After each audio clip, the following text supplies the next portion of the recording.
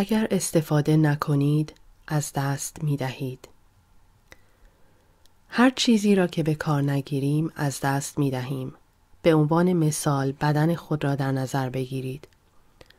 اگر شما تصمیم بگیرید که صرفاً به خاطر آنکه نشستن را دوست دارید و بدون هیچ دلیل دیگری 3 سال روی صندلی چرخدار بنشینید، پس از آن دیگر هرگز قادر به راه رفتن نخواهید بود. وقتی از پای خود استفاده نمی کنیم، کارایی خود را از دست می دهد.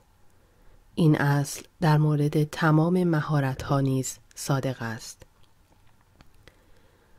کافی است 1 سال تمرین موسیقی را کنار بگذاریم تا مهارت خود را از دست بدهیم. مدتی تصور خلاق خود را به کار نگیریم تا به کلی ناپدید شود. ما به گونه‌ای آفریده شده ایم که نیازمند و به عبارت بهتر ناگزیر به درگیر بودن و مشغول ماندن هستیم. هنر زیستن را همواره پیشه خود سازید.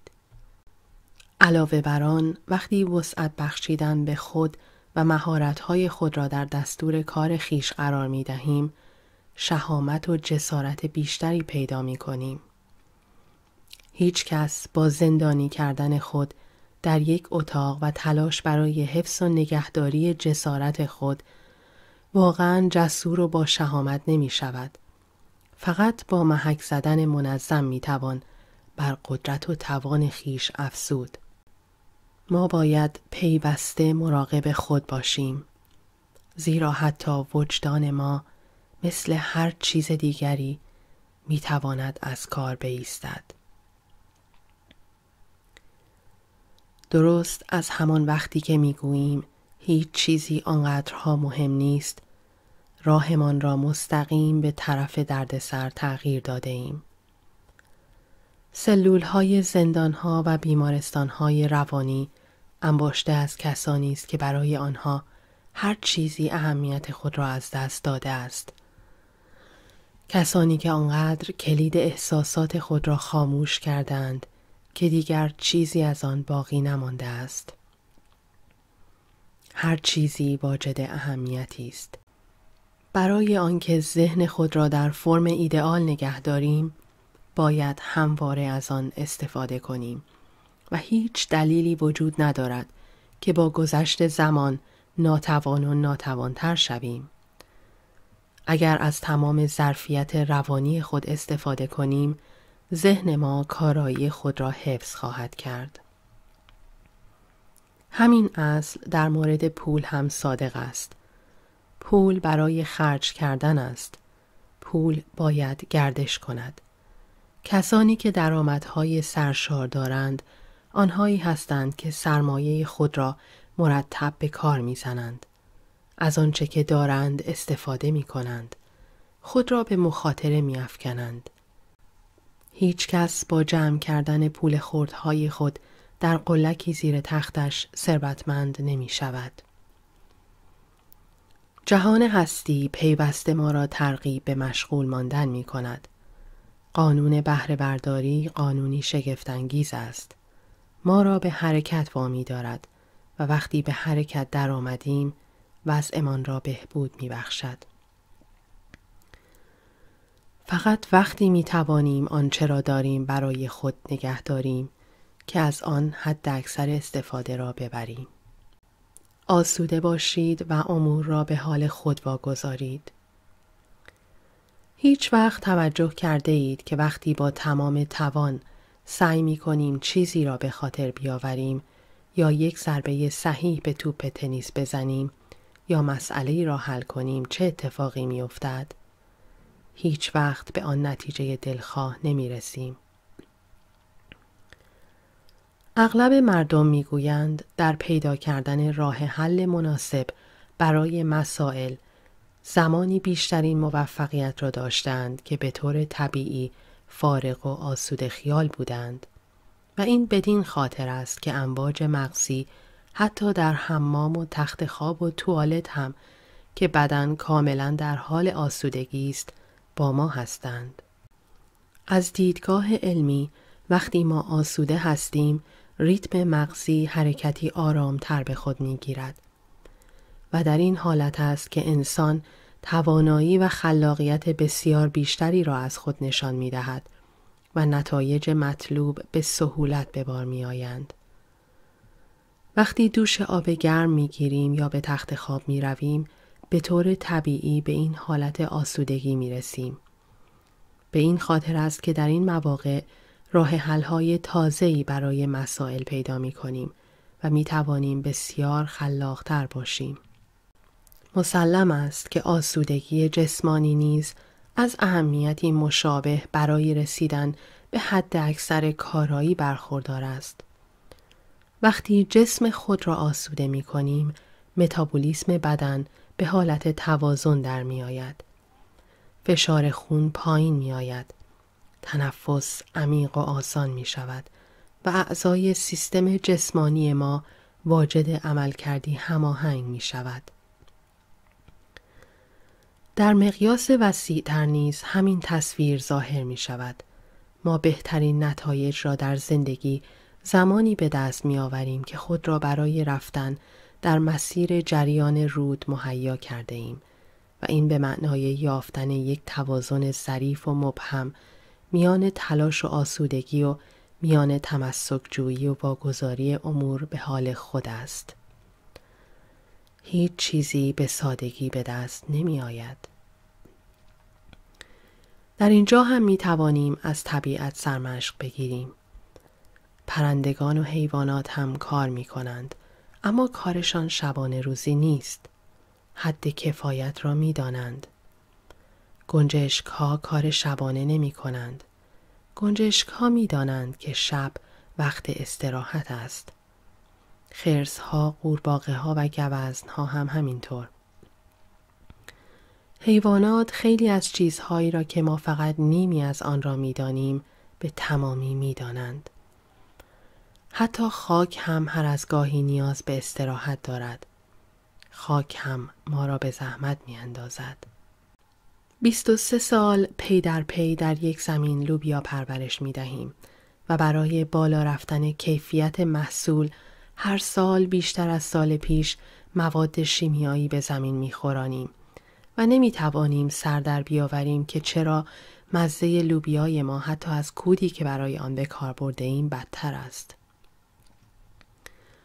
هر چیزی نیاز به استراحت دارد. هر چیزی برای تجدید حیات، برای پس رفتن و دوباره جاری شدن نیاز به زمان دارد. بنجامین هاف در کتاب زیبای خود ضمن تشریح فلسفه شرقی تائو می نویسد: وقتی ما یاد بگیریم که با طبیعت درونی و با قوانین حاکم بر محیط خود کنار بیاییم، آنگاه با نظام طبیعی اشیا و بر اساس اصل حداقل تلاش عمل خواهیم کرد. و چون جهان مادی بر اساس این اصل عمل می کند، هرگز مرتکب اشتباه نمی شود. زیرا اصولاً اشتباه مختص انسان یا زاییده تفکر اوست.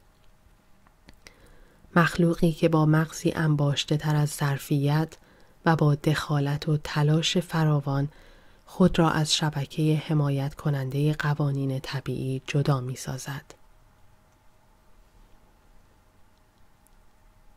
عدم وابستگی.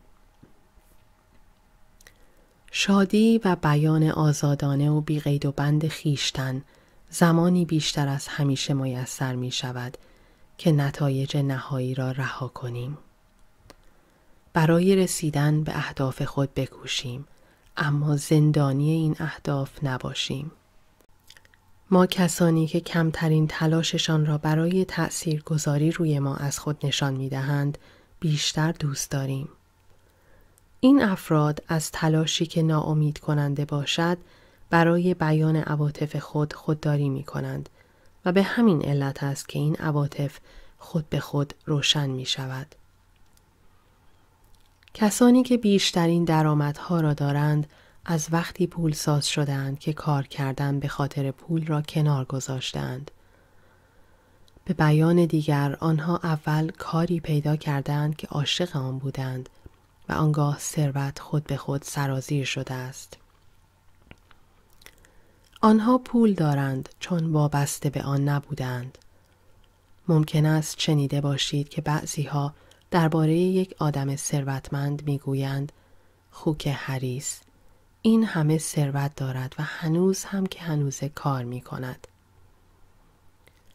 او کار می کند زیرا مبارزه را بیشتر از پول دوست دارد و به همین خاطر است که ثروتمند است. ما برای به دست آوردن بعضی چیزها لازم است قادر باشیم بدون آنها زندگی کنیم و هنگامی که آنها را به حال خود واگذاشتیم قدرتی مضاعف خواهیم یافت. تجار موفق می دانند که بهترین راه برای بردن یک معامله رها کردن آن است تا از نظر هیجانی وابسته به آن نباشند. وقتی کاری را انجام دادیم دیگر باید بنشینیم و منتظر بمانیم تا نتایج آن به موقع خود ظاهر شوند. مثل این است که برویم و در باغچه حیات خود گوجه فرنگی بکاریم و بعد هر 20 دقیقه یک بار زمین را بکنیم تا ببینیم چه تغییری رخ داده است. این کار کمکی به ما نخواهد کرد. باید مدتی صبر کرد. بگذارید طبیعت سیر عادی خود را طی کند. شنا کردن در مسیر جریان و استراحت دادن به خود به اندازه خود فعالیت مهم است. چنانچه کلود دیباسی گفته است، موسیقی فضای میان نوت هاست. تغییر. جز تغییر هیچ چیز دوام نمی آورد. هراکلیتس به ما خاطر نشان می کند که تغییر قانون جهان است. فصل ها می آیند و می روند. هیچ چیزی ثابت و بی تغییر باقی نمی ماند و این یک اصل است. با این همه به نظر می رسد که ما گاه این قانون را فراموش می کنیم و یأس ها و رنج های فراوانی را بی جهت به خود تحمیل می کنیم. از همسر خود گله می کنیم. چرا نمی توانی مثل 1 سال پیشت باشی؟ سال گذشته هم به همین جا سفر کرده بودیم. و تأسف می خوریم که چرا امسال مثل پارسال نیست. مسلم است که نیست. بودایی ها می گویند تمام رنج بشر به خاطر چنگ انداختن او به اوضاع گذشته هستی است. وقتی این توقع را که آینده باید تداوم گذشته باشد از زندگی حذف کردیم، آنگاه آرامش بیشتری را برای ذهن خود تضمین کرده ایم. کنارگذاری. با توجه به پایایی تغییر در جهان، لازم است نسبت به رها کردن باورهای کهنه و جایگزینی باورهای نو نگرشی سالم و مثبت اتخاذ کنیم. با خلاص شدن از این کهنه‌های غیر ضروری است که ما فضایی تازه برای ترسیم تازه‌های مهیج به وجود می‌آوریم. وقتی به چیزهای کهنه و از مد افتاده می‌چسبیم، برای خود مانع و رکود به وجود می‌آوریم و این در مورد عادت‌ها، لباس‌های کهنه، خرت و پرت‌های صندوقچه اتاق زیر شیروانی، گاراژ و غیره صادق است. باید خود را برای خلاصی از هر چیز آماده کنیم. اگر کسی را در گذشته دوست می داشته ایم ولی هیچ وقت حقیقتاً نتوانسته ایم او را از ذهن خود بیرون کنیم، مسلماً قادر نخواهیم بود کسی را جایگزین او سازیم. اما درست در همان لحظه‌ای که او را رها می کنیم و به امکانات تازه نظر می اندازیم، روابط تازه‌ای برای خود به وجود می آوریم. ما خیلی چیزها را درباره ارزش حذف و کنارگذاری می توانیم از بدن خود بیاموزیم. به جز پوست که آن را به عنوان یک کل در نظر می گیریم، بدن ما دست کم 6 طریقه دیگر را برای خلاصی از مواد غیر ضروری به کار می گیرد. فکرش را بکنید اگر بدن ما این حذف‌ها را انجام نمیداد چه مصیبتی به بار می آمد. از نقطه نظری مشابه ما نیازمند حذف به طریقه روانی نیز هستیم. برای خلق یک جریان سالم تمام چیزهایی را که نمی‌خواهید استفاده نمی‌کنید یا نیاز ندارید رها کنید. جدا از احساساتی که بدین ترتیب آشکارا به مرحله‌ای از تعالی می‌رسند، ناگهان می‌بینید که مانند یک آهنربا چیزهای تازه‌تری را به خود جذب می‌کنید.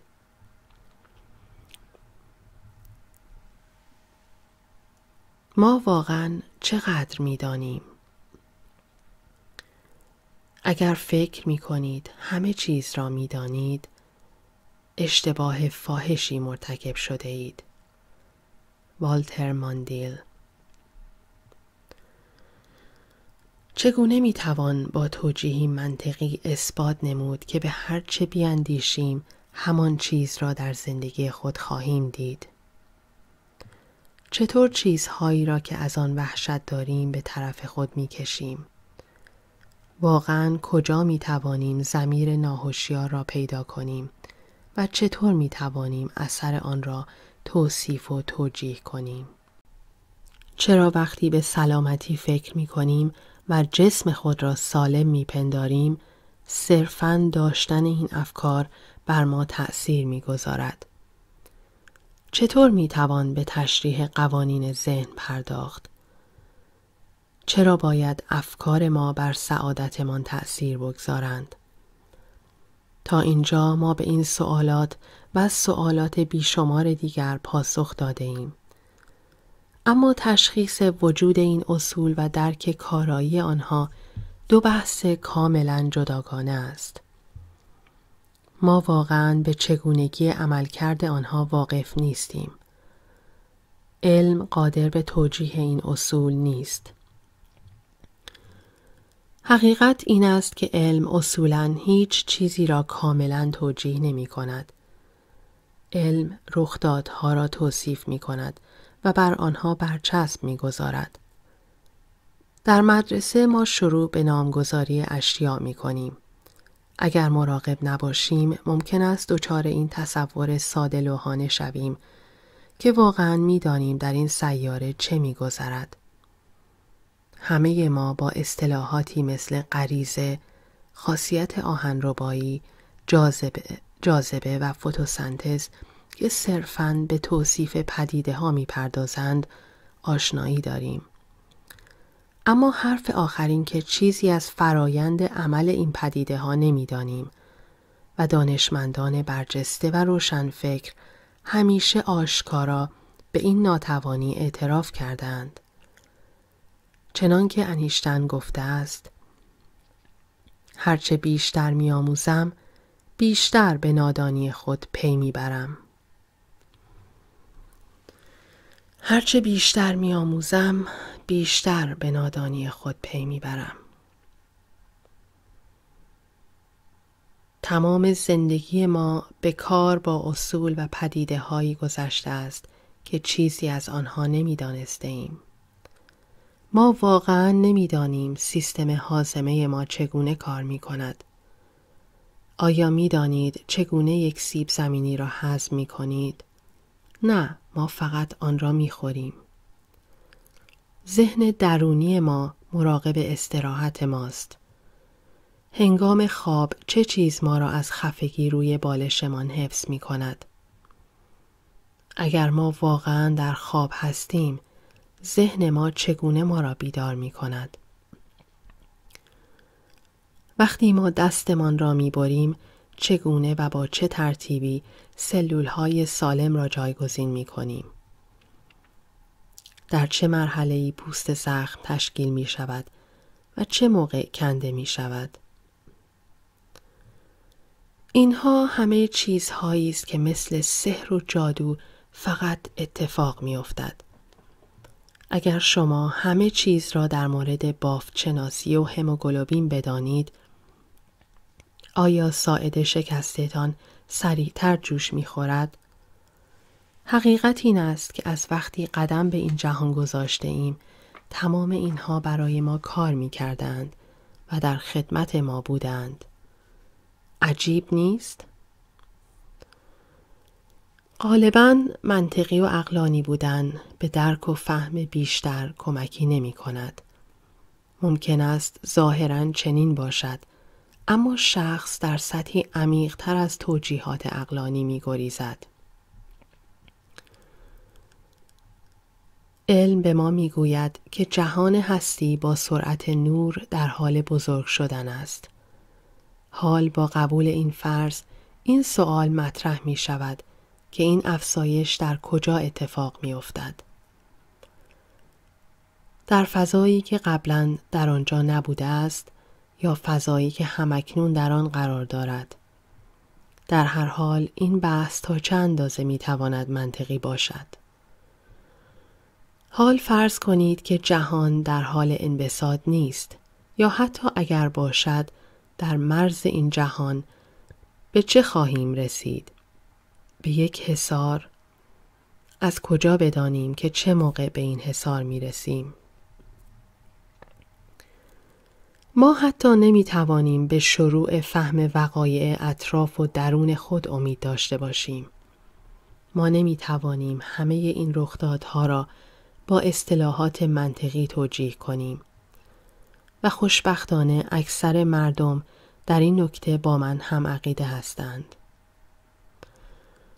اما وقتی به بعضی‌ها میگویم که ذهن ما مانند یک آهنرباست و شرایط خوب یا بد را به منزله نتیجه مستقیم تفکر مثبت یا منفی به سوی خود میکشد، در جواب به من میگویند این یک بحث منطقی است، توضیح بده.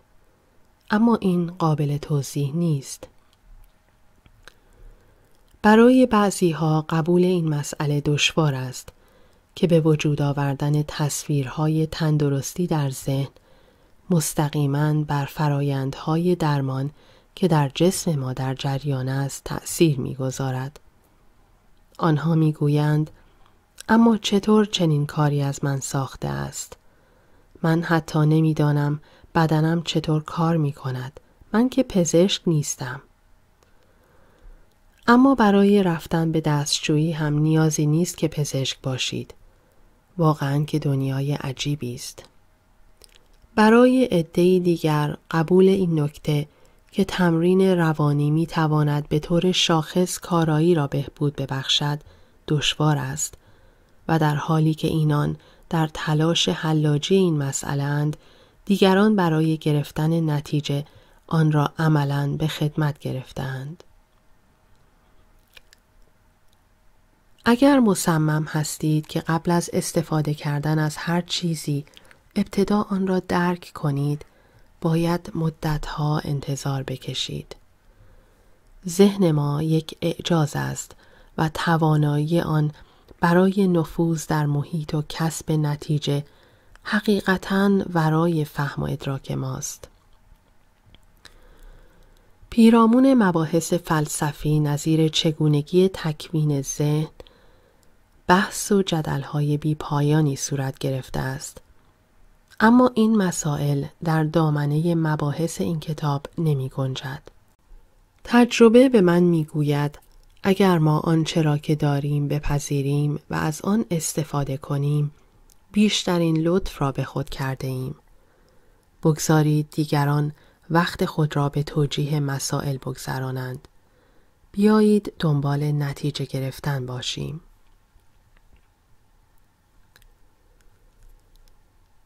زندگی بی ارزش است مگر آنکه شما به آن ارزش دهید. برای کسی که میگوید هیچ چیز مهم نیست، واقعاً هیچ چیز مهم نیست. لین یوتانگ. زندگی به خودی خود فاقد ارزش است. صرفاً بودن در این دنیا به این معنا نیست که زندگی ما ارزشی دارد. نهایتاً این خود ما هستیم که تعیین می‌کنیم اقامتمان در این سیاره امتیاز و نشاطی برای ماست یا زندانی از فلاکت و نومیدی. اگر فرید که در آستانه خودکشی است از ما بپرسد معنی این همه تقلا چیست، زندگی ارزش این دست و پا زدنها را ندارد، این دیگر واقعیت اوست. واقعیتی که خود او ساخته است و از این روست که زندگی او حقیقتاً بی ارزش است. کار زیادی هم نمیتوان برای او انجام داد. وقتی او نمیخواهد گامی به سوی نشاط بردارد، ما چطور میتوانیم او را به زندگی ترغیب کنیم؟ شما ممکن است با قدم زدن در ساحلی ماسه‌ای به وجد بیایید. ممکن است با تماشای بچه گربه‌ای با آن پوشش کرکی زیبا مسحور شوید. ممکن است با طعم میوه‌ای که زیر زبانتان ذوب می شود از لذت به لرزه بیفتید. تمام این لذایذ برای فرید هم مهیاست. اما این دیگر بسته به اوست که از آنها بهره بگیرد یا نه. نهایتاً هر یک از ما باید تصمیم بگیریم که بر آگاهی خود تمرکز کنیم. آنچنان که هر قدمی که در روستایی برمی‌داریم، هر دوش آب گرمی که می‌گیریم، هر سیبی که می‌خوریم، هر صحبتی که می‌کنیم و هر راه طولانی که می‌پیماییم، همه برای ما یک تجربه تازه است و نه تکرار رویدادهای گذشته. زندگی کسالتبار نیست، بلکه کسالت در مردمی است که از پشت عینک‌های کثیف و تیره به دنیای خود نگاه می‌کنند. خیلی‌ها در 25 سالگی می‌میرند، اما تا 70 سالگی دفن نمی‌شوند. این برای من یک راز است که چرا بعضی‌ها به هر جایی که نگاه می‌کنند زیبایی و سحر می‌بینند، حالان که این زیبایی‌ها بر دیگران پوشیده است. تا این لحظه هر چقدر هم که از زیبایی‌ها لذت برده باشید، امروز می‌توانید تصمیم بگیرید که بیشتر لذت ببرید. امروز زمان انتخاب است. امروز و هر روز.